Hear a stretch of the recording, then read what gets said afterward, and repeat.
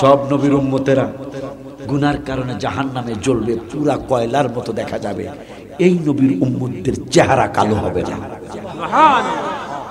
এই নবীর উম্মতদের চেহারা মলিন হবে না, কালো হবে না।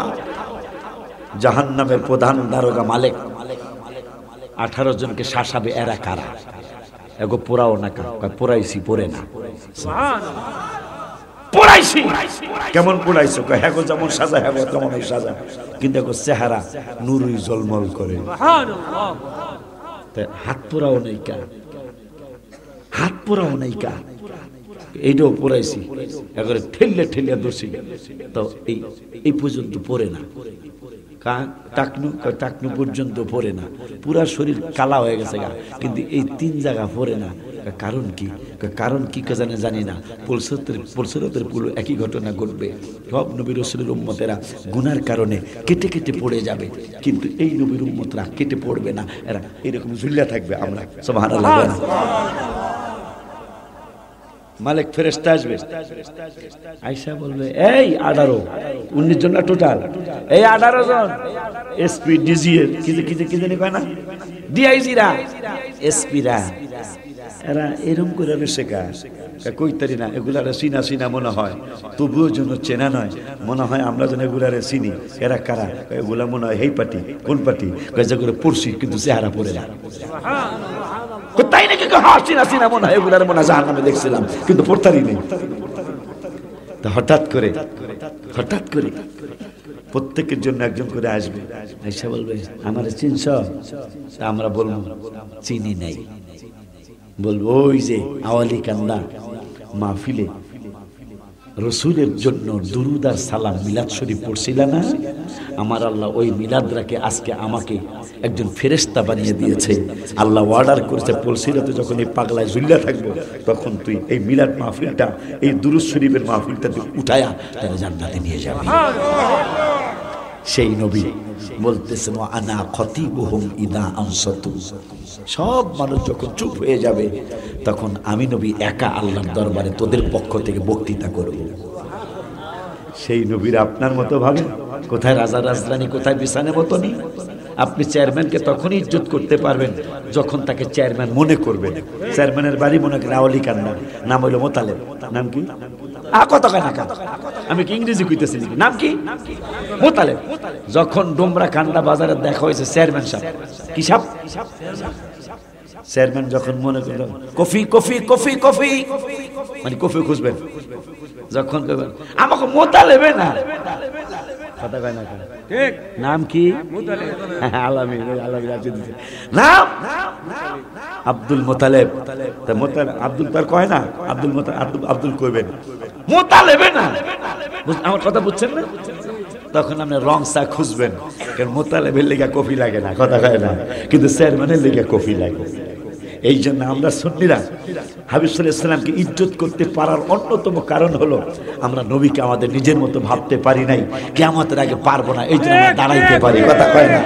আর ভাইজানেরা আপনার ওই চেয়ারম্যানকে চেয়ারম্যান মনে করেন নাই, এই জন্য রং চা খাওয়াইছেন। আমরা নবীকে নবী মনে করি, রসুলকে রসুল মনে করি। আল্লাহ পৃথিবীর সর্বশ্রেষ্ঠ ইজ্জত আমার নূরের কিরে কি হয়েছে? কারেন্ট দিয়ে আছে, হ্যাঁ কি হলো? কারেন্ট গেছে, কারেন্ট আজ হোক সমস্যা হোক, এমনি শোনা যাইতেছে। তো ওই নবী রহমাতুল্লিল আলামিন বলতেছেন সব মানুষ যখন চুপ হয়ে যাব গা, তখন আমি একা সবার পক্ষ থেকে আমি একা কথা কব। সেই নবীর আপনি কন আপনার মতো, আপনার গামে গন্ধ কয়, মাঝে মাঝে বাচ্চার মা কয় রাগ হইয়েন না, কয় কি লেগে, কয় একটু গোসল করে আসেন তো। বেড়া কি হয়েছে? শরমের কথা এগুলো ভাই, আমরা জোরে কনকা, আমি আজ থেকে আমরা জোরে কনকা। বউ খাইতে গোসল করে আসে, আপনার শরীরের ঘামের গন্ধ পায়। আর আমার নূরের নবী, আমি তো গজল লিখেছি, রহমতে আলম নবী নূরে মুজাসসাম বলো, অনেকদিন পর সমস্যা হলো। সাহাবীরা আতর বানায় ওই নবীজির ঘাম বলো, আতর বানায় চান্দুর বাপ আপনার ঘামে গন্ধ কয়, আর আমার হাবিবের ঘাম মোবারকে সাহাবীদের জন্য আতর হয়। আমারে আউলি কান্দার ওই পাগলায় 500 টাকা দিল গজলের হাদিয়া, যতই ভালোবাসুন আমি যদি কলিজার তরকারি খুব মজা হয়েছে, আমি আর অন্য কিছু খাই নেই। আর গুড়া মাছটা আমার কম দিয়েছে আজকে, গুড়া মাছটা খুব টেস্ট হয়েছে। আমাদেরকে আনলে গুড়া মাছটা সেই খাওয়াইবে, আলামিন খালি গোস্ত সিদ্ধ করে। তো যাই হোক, এই পাগলা আমারে ভালোবাসে। এই যে মজা হয়েছে যে ইয়ার তরকারিটা কি জানি কলিজা, আমি যদি একটু চিন্তা ভাবনা করে তুলনা করে, আমি যদি আমার অনেক ভালোবাসে আব্বা, রাগ কোয়েলই তোরে তোরে ইয়া করতেছি না, তোরে জিতাই দেবো। আমি কলিজার তরকারি মেরে ফো ফো পাগলা খায়ালা খাইব তো না ওই হুজুরের ভদ্র মনে করছিলাম যে দিস ম্যান জেন্টলম্যান, ইংরেজি no gentleman, not gentleman, this man no good.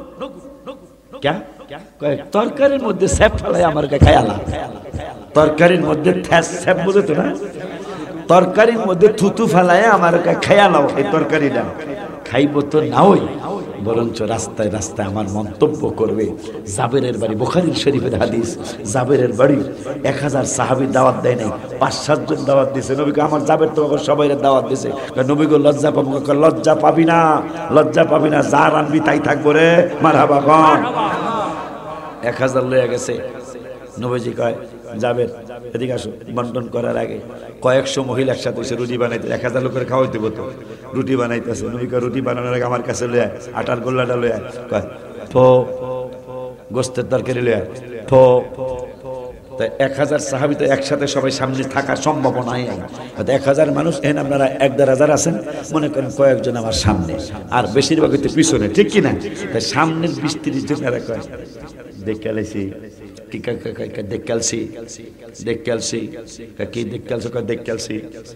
জীবনের শ্রেষ্ঠ তরকারি হবে আজকে খাওয়া, জীবনের শ্রেষ্ঠ রুটি হবে।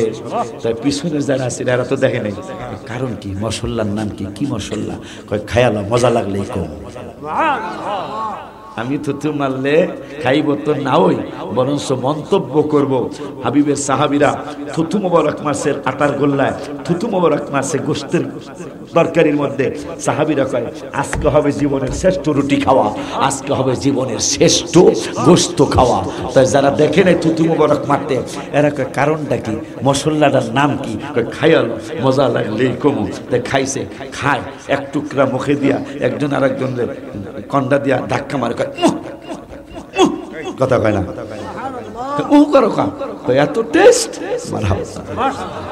খাওয়ার পরে একজন আর একজন, যে 30 জন বা 40 জন দেখছে, ভাই এটা মশলার নাম কি, জিরা, তেজপাতা, লবঙ্গ, আদা, কি কি কোনটা দিলে এত স্বাদ হয়? ওই মশলার নাম হলো আমার হাবিবুল্লাহ থুতু মোবারক। আর জোরে কয় না মারহাবা।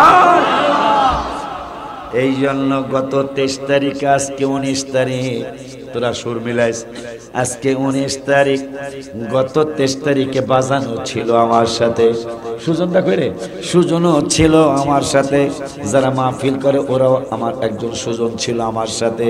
এই পাগলায়ও ছিল, সিরাজ কই, সিরাজ পাগলায়ও ছিল।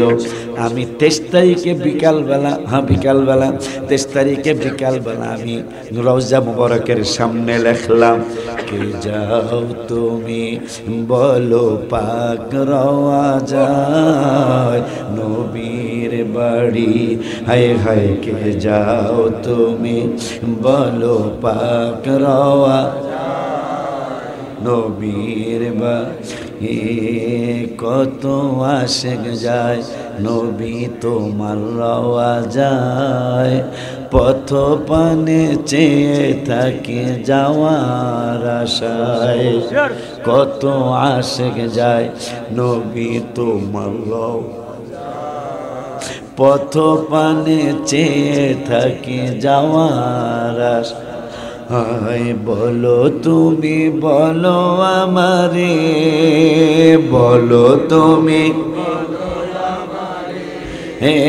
আর কত দেরি নবীর বাড়ি।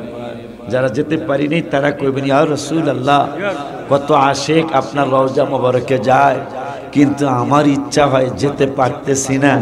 তবে একটু কি বলবেন আমার যাইতে আর কয়দিন বাকি আছে? বলো তুমি, বলো আমারে, হায় হায় বলো তুমি আর কত দেরি নবীর বার। এই জন্য ওই নবীজি বললেন পরের শব্দে, ওয়া আনা মুস্তাশফিউহুম ইযা হুবিসু, গুনার কারণে তোমাদেরকে আল্লাহর ফেরেশতারা আটকায়া ফেলবে, আর আমি নবী তোমাদেরকে সুপারিশ কইরা কইরা, ওকালতি কইরা কইরা, উকিল সাইজা আমি তোমাদেরকে জাহান্নাম থেকে বের করে কিনে নিয়ে আসবো। তা সেই নবীরে ভালোবাসবেন না কাকে বাসবেন?